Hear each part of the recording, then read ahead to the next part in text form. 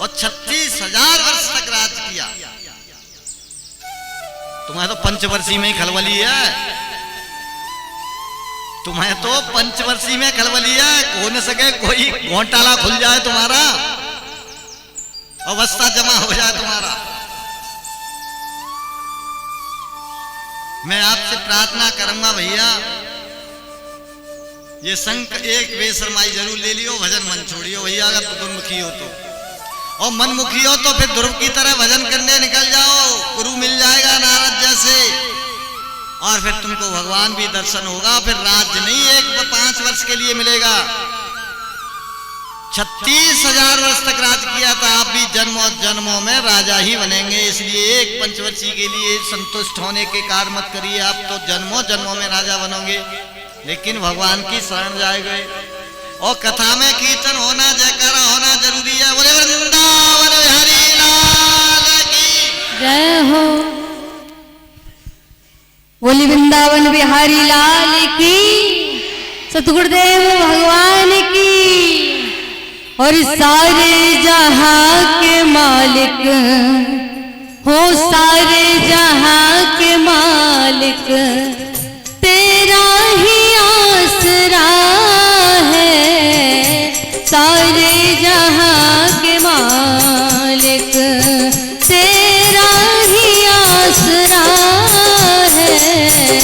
सारे जहां के मालिक, सारे जहां के मालिक, तेरा ही आसरा है।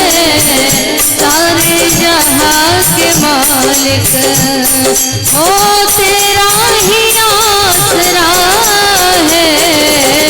सारे जहां के मालिक, राजी है हम उसी में, राजी है हम उसी में, हो जिसमें तेरी रजा है।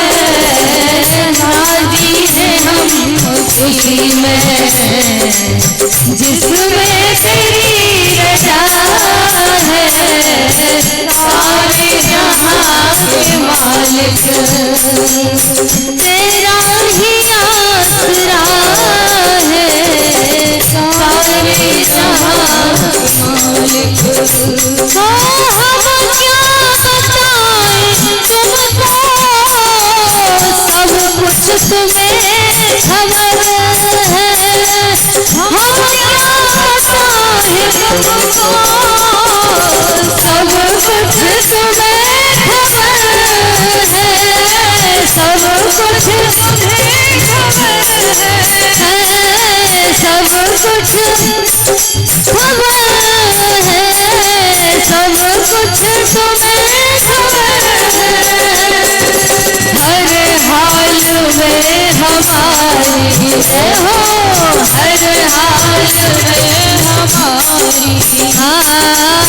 में हमारी, हर हाल में हमारी। कुछ भी रहा हो किसी का ये तो मुझे नहीं पता है, लेकिन मेरे धार्मिक कार्यक्रम के पीछे, मेरे विचार के पीछे अगर कोई प्रयोजन है तो बड़ा स्पष्ट रूप से कह देता हूं आपको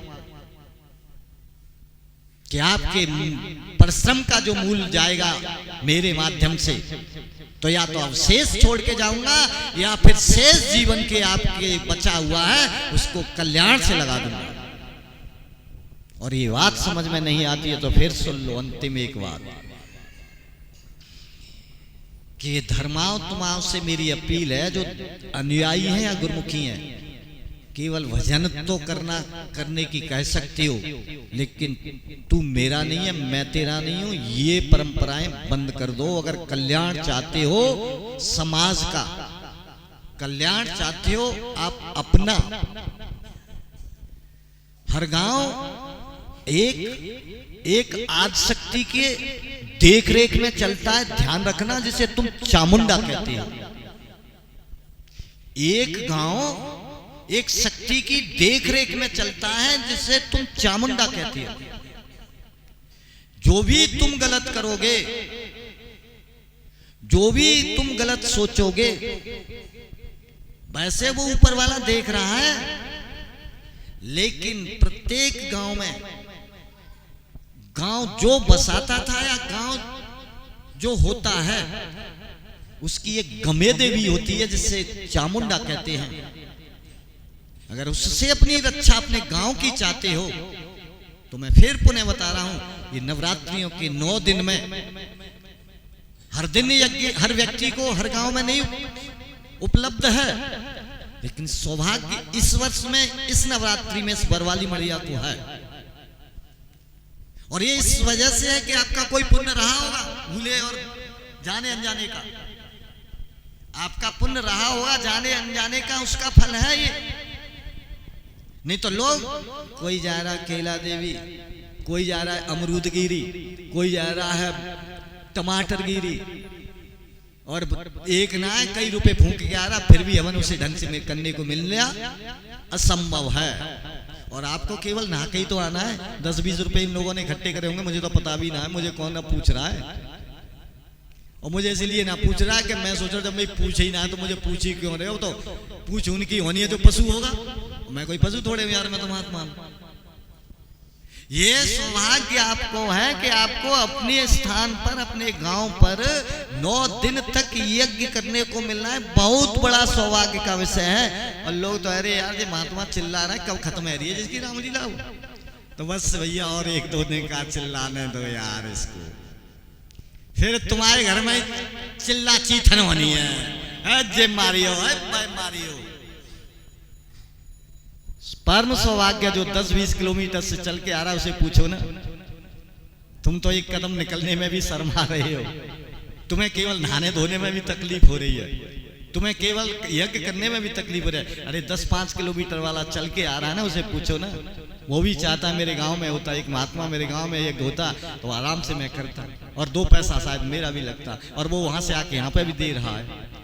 तो सोचो भगवत प्रेमियों, ये ब्रज भूमि की पहचान है। आप ब्रज में सम्मिलित होना चाहते हो तो बस तुम तो कटहरे में खड़ा और कटहरे वाले शहर में रहते हो, जैसे संभल कहते हैं, अल्लाहू करो और कुर्बानी करो। हाँ? निवेदन है, अभी माता बहनों आ रही हैं, अभी 2 पाली और होंगी, है ना। लग शकल से तो भगवान बताना अच्छी है कि ना, पर कर्म से तो आज अच्छी लग रही है कि कम से कम यज्ञ में तो आई। अब क्या दिन है, 2 दिन है, आ जाओ जितना आ सकती है, फिर जो महात्मा ना आएगा फिर तो गया काम से। तो मेरा निवेदन है कि आज से ध्यान रखना है, गांव में अगर कोई देवालय है तो मत्था टेकने किसी न किसी व्यक्ति को जरूर भेजना, और अगर ऐसा नहीं कर पा रही हो, ज्यादा तकलीफ में हो, तो भैया सुबह शाम इस जवान को भी लाडुला लेना। तो ये क्या तकलीफ है? क्या तो मैं क्या करूँ, नाचूं? मेरा कहने का अर्थ ये है कि आप जो है गांव में देवालय है तो मत्था टेको, किसी एक व्यक्ति से शाम को दीपक जलवाओ, और ना जल पहुंच सको ना जला सको, तुम्हें लग रही है कि मेरा जगह नहीं है। ये जो विभाजन है ना धर्म का, मुझे बहुत बुरा लगता है। ये जो विभाजन है धर्म का, मुझे बहुत बुरा लगता है कि मेरे मोहल्ले में ना है, मेरे मोहल्ले का ना है, मेरी पार्टी का ना है, मेरे अनुयायियों का ना है। ये जो घुन लग गया है ना, सल्फास की गोलियां डालते हैं हम गेहूं में, और वो जाने क्या क्या और डालते हैं, वो चीजें डालो, इस घुन को हटाइए। ये दाने को खराब कर देगा, आपके जीवन को खराब कर देगा। भाई मेरी प्रिय सज्जनों, मेरी माता बहनों, तुम आइयो, समझदार मानता हूं आपको, इसलिए उन अनसमझों के चक्कर में मत पड़िए। किसी से द्वेष, किसी से ईर्षा, किसी को व्यक्तिगत स्थान को धार्मिक को बना देना, ये दोष है मनुष्य का। गांव, मैंने बोला ना, गांव को केवल एक गमे देवी जिसको कहते हैं, एक जिनका अनुष्ठान आजकल नवरात्रि पर्व चल रहा है, उसे करुणामयी माता जगदम्बिका कहते हैं, वही है। वो देख भी रही है और वो तुम्हें देख भी लेगी अगर कुछ करते हो गड़बड़ तो। वो बहुत सामर्थ्यवान है माँ। तो माताओं बहनों, बहुत बहुत धन्यवाद है, तुम यज्ञ करने आती हो, और उन्हें तो इतनी धन्यवाद है कि जीवन में यज्ञ उन्हें शायद अब मिलेगा भी ना, क्योंकि मेरी उम्र कोई ज्यादा थोड़ी है। मरने के लिए।